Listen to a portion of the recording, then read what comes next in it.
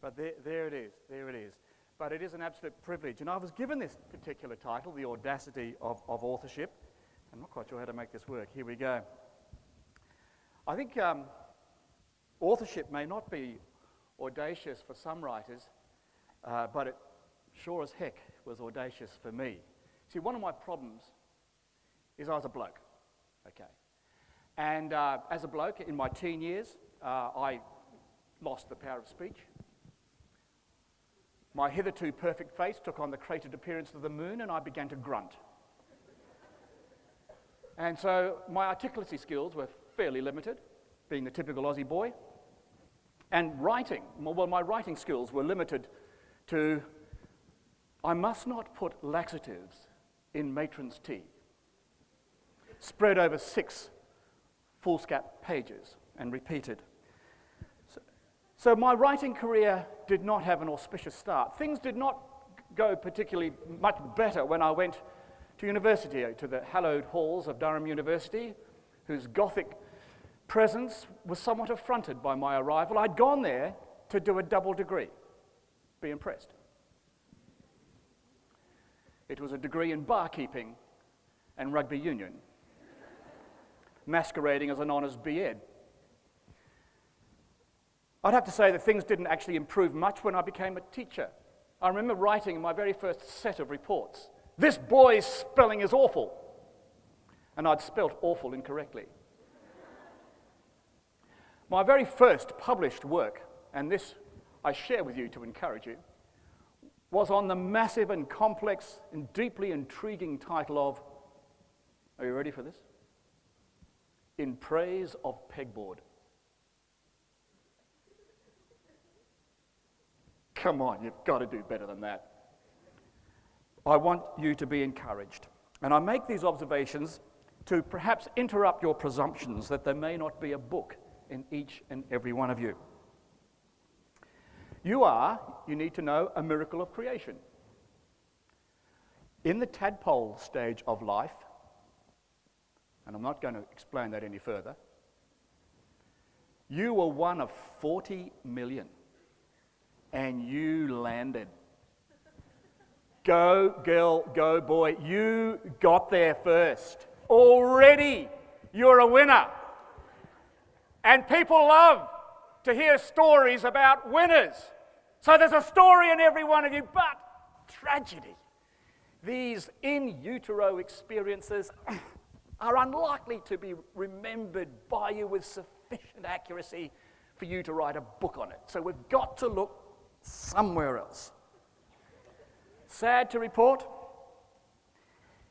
there are people who may not be interested in you. This is particularly grim news to the bloggers and Twitters and Facebookers amongst us. It's a bleak truth, but many of the things that we write are often not of compelling interest to anyone other than the crowd of one, you. So what am I saying? I'm saying this. I think there is, in fact, a book in each and every one of you. But you've got to look at the topic.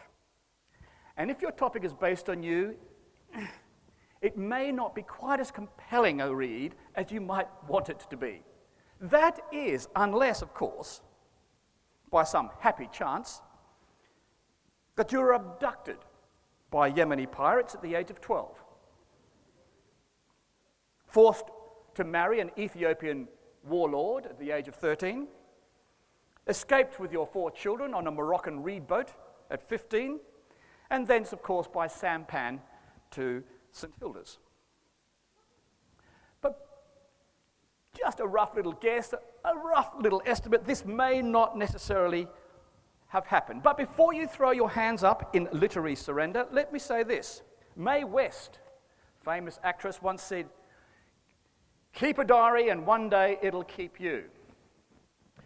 Well, given that Mae West's proclivities included behaviours which I should not go and describe in present company, perhaps we've got to go further.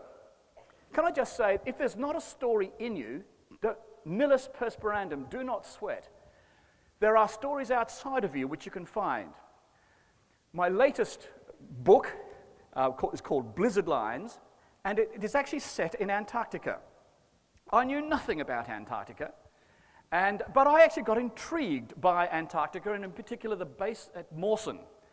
And these days you can visit it, you can have virtual, real-time cameras are there and virtual presences there, and I became an expert on Mawson Base, and I've never been there. So these days you can make use of these sorts of technology, research something, but research it well and thoroughly, and from that can emerge something which actually could be quite compelling for you to write about and even more compelling to read.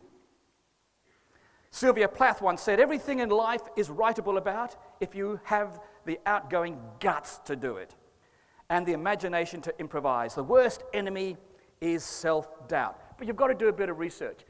Incidentally, somebody once said, if you pinch something from one book, it's plagiarism. If you pinch it from several books, it's research. So engage in research. Look, a number of my books I wrote because I was told to. I have a particularly unforgiving and humorless counsel at the King's School who said, "Hawks, we need some material on this." And so I churned out 1 or 2 books on how to raise and educate boys, and books about boarding and so on and so forth. But there was, bubbling up within me, there was an anger. And I'm going to present this to you. If there is something which angers you, if there is something which stirs the giblets, which causes blood pressure to rise, if there is something about you which you say, "I've got to see this, otherwise I'm going to explode," there might be the topic of a book. In my case, I felt, and you can quote me, headmaster of the King's School, 22 years headmastering, I believe that schools in Australia and probably around the world are manifestly betraying their students. Betraying their students. We teach you the curses of the split infinitives, the joys of quadratic equations, and the major imports and exports of Zambia. How useful is that? I saw that shake. Aristippus of Cyrene, 400 years BC, you're meant to be so impressed I remembered that, was asked, "What is it that we should be teaching our sons?" I'm sorry, Gil, but that was the question. He answered, "Those things that they shall need as men." Well, what are the great certainties you're going to face? Well, we know what they are: death and taxes. Do we teach death? Do we teach taxes, financial literacy? Money makes the world go round. Do you mean that we are allowing you to leave schools and you haven't been taught about budgeting, credit card management? You haven't been taught that the big print giveth and the small print taketh away? These are valuable lessons, and we let you out of our doors without...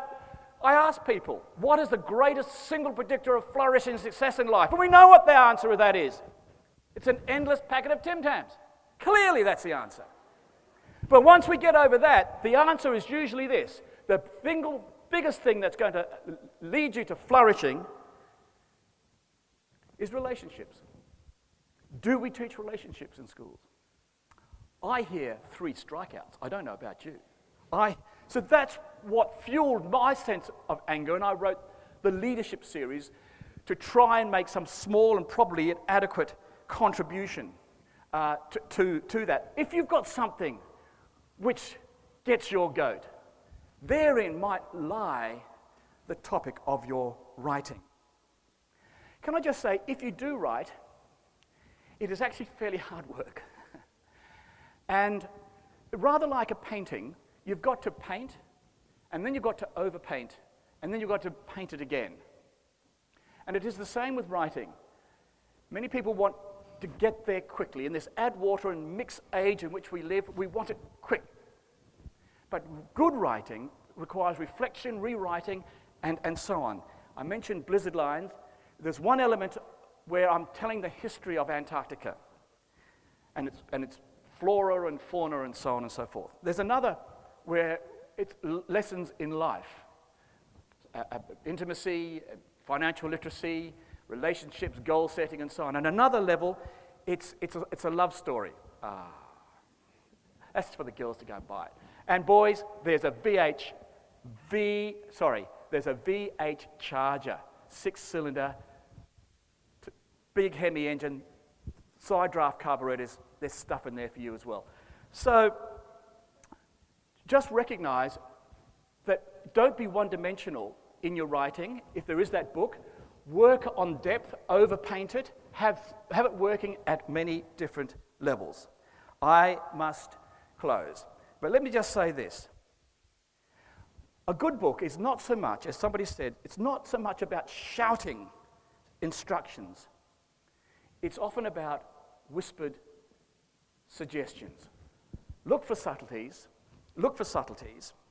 And as Chekhov once said, don't tell me that the moon is shining. Describe the glint on broken glass. Writing is easy. As Gene Fowler once said, writing is really easy. All you've got to do is to stare at a blank sheet of paper until drops of blood form on your forehead. I believe there is a book in every one of you. I believe every one of you has a passion, a calling, a cause. You may not have discovered it yet, but go and look for it.